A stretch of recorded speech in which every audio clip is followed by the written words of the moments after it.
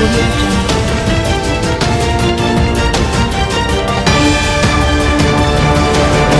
Friends, मैं हूं समीर और टीवी न्यूज़। जैसे कि आप सभी लोगों ने देखा होगा कि हमारे जो गाइडेंस मिनिस्टर हैं असलम शेख, उन्होंने बीएमसी के ऊपर आरोप लगाया था कि उन्होंने 320 करोड़ का ऑक्सीजन के ऊपर घोटाला किया है। ये घोटाला किसने किया, बीएमसी किसके अंडर में आती है, शिवसेना के अंडर में आती है, और जो फंडिंग आता है वो किस तरह से आता है, नगर सेवकों के द्वारा आता है। मतलब कहीं ना कहीं उन्होंने ये क्लियर कट कर दिया कि नगर सेवकों ने मिलकर यहाँ वहाँ घोटाले किए हैं। तो नगर सेवकों के ऊपर जांच बैठनी चाहिए। और इसी पे बातचीत करने के लिए हमारे पास यहाँ पे मौजूद हैं मोहन कृष्णन जी, जो कि आरटीआई के एक एक्सपर्ट हैं। उनकी क्या राय है इसके ऊपर असलम शेख जी का जो बयान था।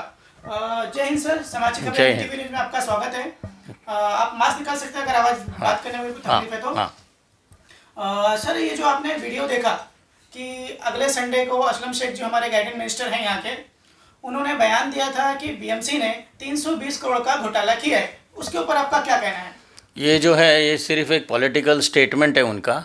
उन्होंने किधर भी ऐसा लिखा पढ़ी करके कोई जांच वगैरह किया रहेगा तो मैं मानता हूँ उनको। दूसरा, अगर उनको इसमें जांच करवाना है तो ये पूरा मैटर को गवर्नर के पास लेके जाना चाहिए और गवर्नर को बोल के वो सीधा सीबीआई की इंक्वायरी लगाना चाहिए इसके अंदर। अगर आपको पूरा सच का पर्दाफाश करना है, अगर इसमें टेंडर में घोटाला हुआ है, 320 करोड़ एक ब्लैक लिस्टेड कॉन्ट्रैक्टर को दिया है ऑक्सीजन वितरण वाला, तो ये पूरा चीज़ का जांच सीरियस मैटर है।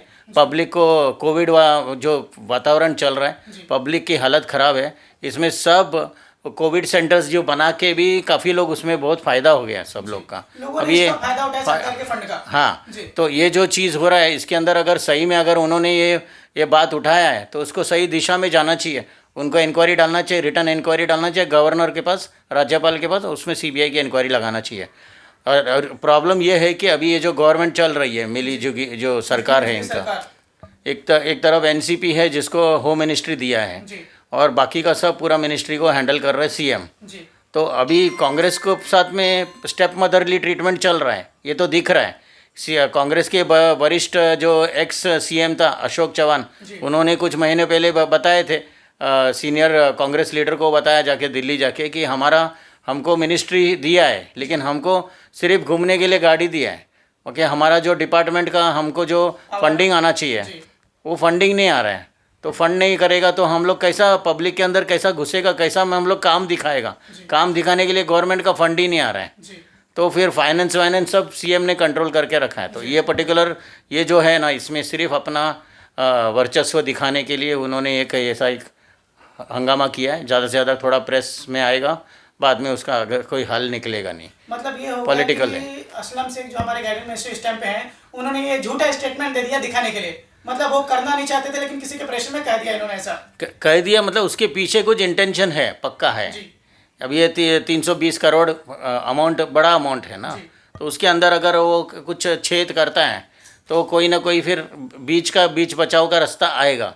कुछ लोग ऐसा भी एक रास्ता निकालते हैं कि हमको एकदम जांच बिठा के इनको ये सब पूरा पर्दाफाश नहीं करना है। इससे बड़े बड़े घोटाला हो रहा है ये गवर्नमेंट के अंदर, तो उसको उठाना उसको मुश्किल है क्योंकि ऑपोजिशन लीडर नहीं है। आज उन्होंने काम ये किया है कि ऑपोजिशन लीडर वाला काम किया उसने। गवर्नमेंट में रह के एम्बेरस कर रहे तुम गवर्नमेंट को। तो ये क्या है, अभी माहौल ऐसा चल रहा है कि कभी भी सरकार में सपोर्ट खींच लेगा कांग्रेस, मतलब सरकार गिर सकती है। हाँ, तो उसी के आड़ में उसने ये किया है। ओके, मतलब ये एक दिखावा हुआ, पब्लिसिटी स्टंट हुआ। वाकई में इनको अगर काम करना होता, ये बीएमसी को लोगों के सामने लाना होता, निकाब करना बेनकाब करना होता, तो राज्यपाल के पास या लिखित में कार्रवाई होती। दूसरा, अभी इलेक्शंस आ रहा है, बीएमसी का इलेक्शंस आ रहा है, उसमें नाना पटोले साहब ने बोला है कि हम लोग अकेले लड़ेंगे। ऑलरेडी अपना सब बना के चालू है। यूपी सरकार अभी होगा नहीं, तो अभी अपनी लड़ाई लड़ना है।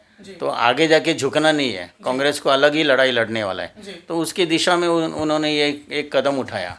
उसका रिजल्ट अगर आया तो अच्छा है, क्योंकि पैसा जिसका जो करोड़ों का पैसा है वो गवर्नमेंट पब्लिक का है ना, पैसा पूरा लोगों के टैक्स का पैसा। हाँ, तो ये जो पैसा किधर भी यूज़ हो रहा है और उसके अंदर घोटाला हो रहा है, तो इसका सही तरीके से जांच बैठना चाहिए। अगर बीएमसी पे हमने घोटाले का जैसे जिम्मेदारी असलम शेख ने डाला है, तो इसके लिए ये माना जाएगा कि जो नगर सेवक से तो उनको फंड दिया जाता है, तो कहीं ना कहीं नगर सेवकों पे उन्होंने मतलब आवाज उठाई कि उन्होंने घोटाला किया है, सही जगह पर उन्होंने पेमेंट नहीं किया है। इलीगल जो कॉन्ट्रैक्टर थे, तो ऐसा जो है उसका अगर उसका उनको तो मालूम है, उन्होंने अगर मेल कर दिया उन्होंने उनका असलम शेख का ईमेल आईडी से, एक मिनिस्टर है, वो 24 आवर्स के अंदर वो उसको आरटीआई आ जाएगा पूरा इन्फॉर्मेशन कि कितना नगर सेवक है वहाँ का, उनका एरिया का, और उसमें कितना किसको कितना दिया है।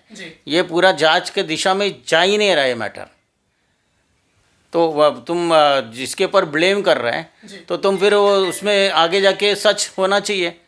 पता चला कि नगर सेवक को वहाँ फंड हुआ ही नहीं है।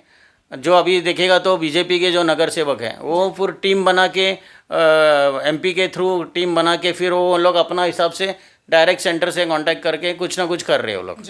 गवर्नमेंट सपोर्ट नहीं है ना, बीजेपी ऑपोजिशन में है, तो ये सिचुएशन ऐसा चल रहा है पूरा।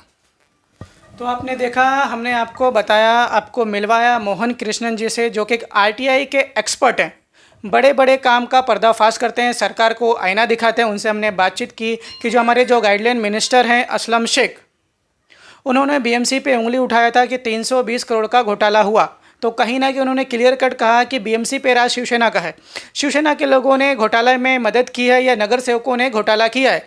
जिन लोग जो कॉन्ट्रैक्टर्स को ये काम दिए गए तो उन्होंने बराबर नहीं किया, ये काम कर उन्होंने ज़्यादा पेमेंट दिखाया।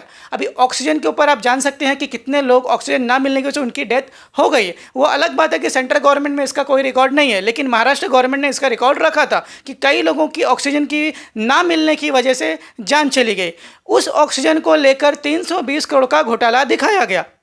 इनका कहना है, जो हमारे इस टाइम मेहमान हैं मोहन कृष्णन जी, उन्होंने असलम शेख ने जो बयान दिया है वो गलत है।